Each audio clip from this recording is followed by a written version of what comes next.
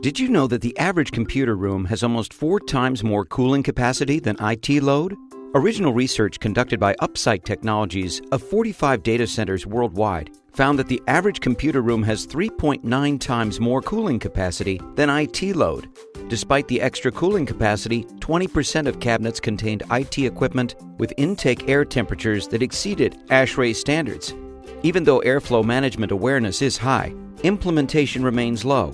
Instead of addressing airflow management inefficiencies, data centers have simply added more cold air. But until now, it has been difficult to quantify the utilization of computer room cooling infrastructure. That's why Upsite Technologies developed the Cooling Capacity Factor Metric, or CCF, to estimate the utilization of computer room cooling infrastructure and identify opportunities for improvement. For the first time ever, managers now have a metric that reveals whether cooling challenges are due to a lack of capacity or management of resources.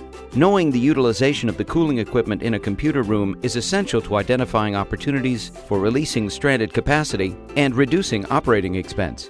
Upsite has found that most data centers have the opportunity to significantly reduce energy costs with their existing cooling infrastructure without having to make any costly capital expenditures.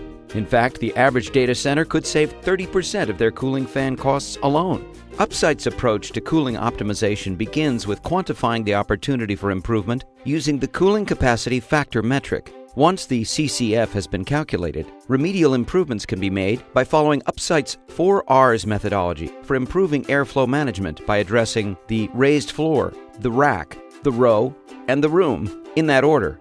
Start improving your cooling strategy by discovering your cooling capacity factor with our free online calculator at upsite.com/cooling-calculator.